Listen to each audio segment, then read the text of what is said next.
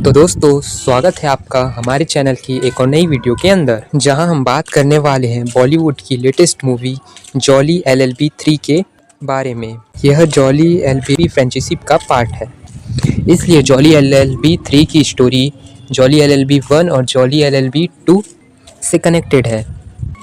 तो आप सभी के लिए आज मैं इस वीडियो के अंदर इस मूवी को एक्सप्लेन करने वाला हूँ, ताकि आप सभी अपने घर में बैठकर इस मूवी को एंजॉय कर सकें। तो चलिए अब हम बिना किसी देरी के आज की इस वीडियो को स्टार्ट करते हैं। तो यह मूवी स्टार्ट होती है साल 2011 में राजस्थान के एक गांव से। इस गांव के अंदर हम देखते हैं कि ये गांव पूरा किसानों का होता है, जहां बहुत सारे लोग खेती पर निर्भर होते हैं। अब इस गांव में हम एक किसान की स्टोरी को देखते हैं, जिस किसान का नाम होता है राजा राम सोलंकी, और यह काफ़ी बुज़ुर्ग होता है। राजा राम सोलंकी की फैमिली के अंदर उसकी वाइफ होती है और उसके सहित बेटे की बीवी होती है। और हमें आगे पता चलता है कि राजा राम सोलंकी का बेटा कुछ साल पहले फ़ौज में नौकरी करता था, जहां पर फ़ौज की नौकरी करने के दौरान वो शहीद हो गया। और अब क्योंकि राजा राम सोलंकी का इकलौता बेटा मर गया था, इसलिए वो काफ़ी गरीब हो गया था। राजा राम सोलंकी अपने घर को चलाने के लिए अपने बचे खुची ज़मीन को एक ज़मींदार के पास गिरवी रख देता है, और वो ज़मींदार से ये डील करता है कि जब भी वो उसके पैसे को चुकाएगा, वैसे वो उसके ज़मीन को वापस दे दे। राजा राम सोलंकी जिस ज़मींदार को अपनी ज़मीन देता है, वो ज़मींदार बहुत लालची होता है, इसलिए वो राजा राम सोलंकी की ज़मीन के गलत पेपर्स बनवा लेता है और राजा राम से साइन करवा लेता है।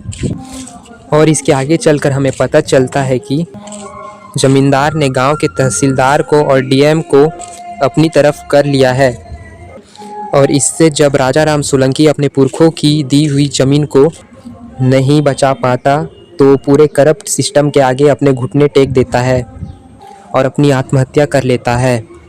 लेकिन इसके बाद कहानी शिफ्ट होती है और हम सीधे कोर्ट को देखते हैं। ये कोर्ट दिल्ली का 30,000 कोर्ट होता है, जहां पर हम देखते हैं कि हमारी मूवी के दोनों मेन कैरेक्टर्स यानी कि अक्षय कुमार और अरशद वारसी, जिनका मूवी के अंदर नाम जॉली है, वो दोनों इसी कोर्ट में प्रैक्टिस करते हैं।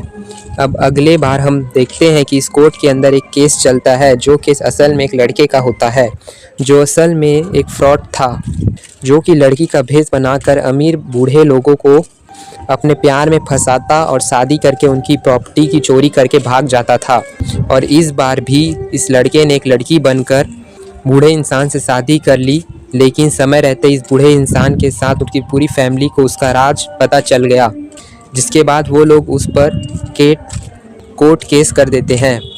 लेकिन उस लड़के का जो केस होता है उसे अक्षय कुमार देखता है, यानी कि जॉली 2। और यहाँ पर जॉली 2 यानी कि अक्षय कुमार बड़े आराम से इस लड़के को बेल दिलवा देता है और उसे जेल जाने से बचा लेता है। लेकिन दोस्तों, हमें पता चलता है कि असल में यह जो केस था वो अरशद वारसी का यानी कि जॉली 1 का था। क्योंकि जॉली 1 अभी कोर्ट में पहुंचा नहीं था, वो लेट हो गया था, इसलिए अक्षय कुमार ने अपने जॉली नाम का फ़ायदा उठाया और इस क्लाइंट का वकील बन के कोर्ट में आ गया था। जिसके बाद इसे बेल दिलाने के बाद उसने इससे पैसे भी लिए, और अब इसलिए जैसे ये सारी बात जॉली 1 को पता लगती है, वैसे वो जॉली 2 यानी कि अक्षय कुमार के पास जाकर झगड़ा करना चालू कर देता है और उससे आधे पैसे भी ले लेता है। तो दोस्तों, इसके बाद हम इन दोनों जॉली के लाइफ को देखते हैं, जहाँ पर हमें पता चलता है कि जॉली 1 ने शादी हो चुकी है और उसके साथ उसकी फैमिली में अब एक छोटी बच्ची भी है। इसके साथ जॉली की फैमिली सेटल है और वो अपनी लाइफ से बहुत खुश है। लेकिन फिर एक दिन हम देखते हैं कि राजस्थान के जिस गांव में राजा राम सोलंकी था, यानी कि राजस्थान के परसोल गांव, उसी गांव से काफ़ी लोग किसान पैदल चलते हैं और दिल्ली आते हैं, और दिल्ली आके हड़ताल के जरिए अपनी मांग रखते हैं। लेकिन दोस्तों, ऐसा करके इन किसानों को कोई फ़ायदा नहीं होता। तब इन सारे किसानों की मुलाकात एक एनजीओ से होती है, जो एनजीओ अक्सर गरीब इंसानों की हेल्प करता था। इसी एनजीओ से जॉली 1 की पत्नी अरशद वारसी भी जुड़ी हुई थी, क्योंकि जॉली 1 की वाइफ को भी अच्छे काम करना काफ़ी पसंद था। और यहीं जॉली 1 की वाइफ इन सारे किसानों के लीडर से मिलती है, जो असल में राजा राम सोलंकी की वाइफ होती है, और इनका नाम होता है जानकी राजा राम। जानकी राजा राम को मूवी के अंदर जानकी अम्मा भी कहा गया है, इसलिए हम इस मूवी में इन्हें जानकी अम्मा ही कहेंगे। जॉली 1 की वाइफ जानकी अम्मा को अपने हस्बैंड से मिलवाती है और वो अपने हस्बैंड को यानी कि जॉली 1 से कहती है कि प्लीज़ तुम जानकी अम्मा का केस लड़ लो। वैसे तो जॉली 1 एक अच्छा इंसान था, लेकिन वो ये जानता था कि उससे जानकी अम्मा का केस लड़ने का कोर्ट में कोई पैसा नहीं मिलेगा। और इसके बाद जॉली 1 उनकी तरफ से कोर्ट में पिटीशन फाइल करता है। फिर हमें पता चलता है कि असल में ये जो केस है जानकी अम्मा ने किया है एक बहुत बड़ी कंपनी के पर। जैसे ही जॉली 1 ने जानकी अम्मा का केस पिटीशन फाइल करता है, वैसे कोर्ट के अंदर हम ये देखते हैं कि कंपनी के डिफेंस में भी एक जॉली 2 यानी कि अक्षय कुमार उनकी सपोर्ट में आता है। इम्पीरियल ग्रुप कंपनी ने जॉली 2 को हायर किया होता है। जब जॉली 1 कोर्ट के अंदर जानकी अम्मा का पिटीशन को रखता है और जज से ये मांग करता है कि उनके केस को फाइल किया जाए, तब जॉली 2 यानी कि अक्षय कुमार बड़े आराम से इस केस को खारिज करवा देते हैं और जज सुंदरलाल त्रिपाठी से ये ऑर्डर करवा देते हैं कि वो लोग इस कोर्ट के अंदर जानकी अम्मा के केस को रजिस्टर ही नहीं करेंगे। अब इस ऑर्डर को सुनने के बाद जॉली 2 काफ़ी खुश होता है और वो सीधे जाकर कंपनी के एक सीनियर मेंबर से मिलता है और अपने पैसे मांगता है और वो उससे कहता है कि उसने कोर्ट के अंदर उन्हें जितवा दिया है और इस कंपनी के मालिक से मिलना चाहता है। वह कंपनी में जाता है और देखता है कि वहाँ पार्टी चल रही होती है और इस पार्टी को सभी लोग एंजॉय कर रहे होते हैं। तभी इम्पीरियल कंपनी के मालिक हरी भाई खेतान ने जॉली 2 जैसे उनके सामने आता है, वो उन्हें पहचान जाते हैं और उनसे बातें करना शुरू कर देते हैं और हरी भाई खेतान उसे अपने वकीलों में शामिल कर लेते हैं। इसके बाद जॉली 2 अपने घर चले जाता है और वो तब देखता है कि उसके घर के बाहर जानकी अम्मा बैठी है जो बहुत गुस्से में थी। अब यहाँ पर जानकी अम्मा जॉली 2 को अपनी स्टोरी बताती है और वो जॉली 2 से कहती है कि वो एक बार उनकी कहानी सुन ले, जिस स्टोरी में वह बताती है कि आज से कई साल पहले हमारे छोटे से परसोल गांव के अंदर हरी भाई ने कदम रखा था और हमारे गांव की ज़मीन के ऊपर एक बहुत बड़ी प्रोजेक्ट बनाना चाहता था।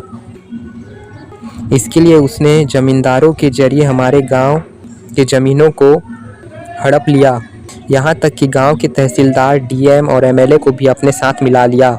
लेकिन जब इसके बाद मेरे पति राजा राम सोलंकी ने इन सब का विरोध किया, तब उन सब ने मिलकर मेरे पति की आवाज़ को दबा दिया। जब हमारे पुरखों की ज़मीन हमसे छीन गई, तब मेरे पति ने गम में आकर आत्महत्या कर लिया। मेरे पति की आत्महत्या करने की वजह से सारे मीडिया हमारे पास आ गए और यह हमारे गांव की ज़मीन को मैं वापस लेना चाहती हूं और अपने पति को इंसाफ दिलाना चाहती हूं। तो दोस्तों, हम ये देखते हैं कि जैसे ही जॉली 2 जानकी अम्मा की पूरी स्टोरी को सुनता है, वैसे ही वो बहुत इमोशनल हो जाता है। लेकिन जो जानकी अम्मा होती है वो जॉली 2 को अपनी पूरी स्टोरी बताने के बाद रेलवे स्टेशन चली जाती है ताकि वो अपने गांव वापस जा सके। और जॉली 1 की वाइफ भी अपने पति को जानकी अम्मा की पूरी स्टोरी बता देती है, जिसके बाद जॉली 1 भी इस बात को लेकर एग्री हो जाता है कि वो जानकी अम्मा का केस लड़ेगा। और इसके बाद ही जॉली 1 और जॉली 2 दोनों ही जानकी अम्मा से मिलने सीधे रेलवे स्टेशन पहुंच जाते हैं और वहां पर वो दोनों ही जानकी अम्मा से मिलते हैं और उनके केस को लड़ने के लिए कहते हैं। लेकिन अब क्योंकि वे सेम टाइम पर आ पहुँचे थे, इसलिए आपस में बहस करने लगते हैं कि जानकी अम्मा का केस कौन लड़ेगा। लेकिन उनकी बहस के बीच जानकी अम्मा उन दोनों से कहती है कि असल में हीरा भाई ख्यातन बहुत बड़े कंपनी का मालिक है और बहुत पावरफुल है, इसलिए जॉली 1 और जॉली 2 दोनों को साथ मिलकर यह केस लड़ना चाहिए। जानकी अम्मा की बात सुनकर वो दोनों जॉली तैयार हो जाते हैं और वो दोनों आपस में एक फ़ैसला करते हैं कि अब वो जानकी अम्मा का केस मिलकर लड़ेंगे। इस दौरान जॉली 1 और जॉली 2 दोनों ही नोटिस करते हैं कि जानकी अम्मा के गांव के अंदर इंस्टेबिलिटी काफ़ी ज़्यादा बढ़ चुकी है। धीरे धीरे जानकी अम्मा अपने गांव में बहुत पॉपुलर होती जा रही है और जो गरीब किसान पहले खुद को बेबस और लाचार समझते थे, वे लोग भी जानकी अम्मा के सपोर्ट में आ चुके हैं और कंपनी के खिलाफ होने लगते हैं। लेकिन इसी टाइम पर हरी भाई खेतान जो होता है वो ऑर्डर्स देता है कि किसी भी तरह गांव की ज़मीन को खाली करवाई जाए। तब हरी भाई खेतान के ऑर्डर्स पर एमएलए, तहसीलदार और डीएम तीनों मिलकर परसोल गांव के अंदर बहुत सारी फोर्सेस लेकर जाते हैं ताकि उनके जरिए गांव वाले को हटाने की कोशिश की जाए। लेकिन यहीं पर जॉली 1 और जॉली 2 दोनों सारे गांव वालों से कहते हैं कि इन फोर्सेस से लड़ने की ज़रूरत नहीं है, बल्कि वो सिंपल तरीके से अपने फ़ोन निकाले और उसमें वीडियो स्टार्टिंग कर दे, ताकि यहाँ पर डीएम और एमएलए जो भी कुछ कर रहे हैं वो सारी चीज़ें रिकॉर्ड हो जाए। अब रिकॉर्डिंग के डर से डीएम कुछ भी नहीं करता, लेकिन दोस्तों यहीं पर एमएलए फ़ायदा उठाता है और डीएम पर गोली चलवा देता है। इसके बाद हम कोर्ट में देखते हैं कि हरी भाई खैतान का वो बड़ा वकील वापस आ चुका था और वो कंपनी की तरफ से लड़ रहा था। इसके बाद जॉली 1 और जॉली 2 दोनों मिलकर किस तरह किसानों की ज़मीन हड़पी गई इसके बारे में बताते हैं। और फिर दोस्तों इस सारी चीज़ों के बाद जॉली 1 और जॉली 2 दोनों मिलकर परसोल गांव के डीएम को, जिसे गोली लगी थी, उसे जख्मी हालत में कोर्ट के अंदर पेश करते हैं। कोर्ट के अंदर डीएम आते ही अपनी गवाही देता है और वो यह बताता है कि हरी भाई खैतान ने अपने कंपनी के नाम से उन सभी को रिश्वत दी है और गांव वालों की ज़मीन हड़पी है। और डीएम को गोली मारने के पीछे भी हरी भाई खैतान का ही हाथ था, और ऐसा इसलिए क्योंकि डीएम को जो गोली लगी होती है वो गोली उस रजिस्टर गन से लगी होती है जो गन एमएलए के पास होती है, और एमएलए ने ये सब हरी भाई खैतान के कहने पर किया होता है। अब इन सारी दलीलों के साथ जॉली 1 और जॉली 2 कोर्ट के अंदर इस बात को साबित कर देते हैं कि ना सिर्फ हरी भाई खैतान और उस कंपनी ने यहाँ पर एक बहुत बड़ा फ्रॉड किया है, बल्कि एक स्कैम भी किया है ताकि किसानों की ज़मीनों को हड़पा जाए। इस काम को करने के लिए तहसीलदार, डीएम, एमएलए सभी शामिल थे। इसलिए हरी भाई खैतान और उनकी कंपनी को सख्त से सख्त कार्रवाई की जाए। और फिर दोस्तों इस पूरे फैसले के साथ ही इस पूरी मूवी को एंड हो जाता है। तो दोस्तों अगर आपको इस मूवी की स्टोरी और हमारी ये वीडियो पसंद आए तो आप वीडियो को लाइक करना, कमेंट्स में मुझे इस बारे में ज़रूर बताना और वीडियो को ज़्यादा से ज़्यादा शेयर करना। और अगर आपने हमारे चैनल को सब्सक्राइब नहीं किया है तो ज़रूर सब्सक्राइब कर लेना। तो चलिए मिलते हैं किसी और नेक्स्ट वीडियो में।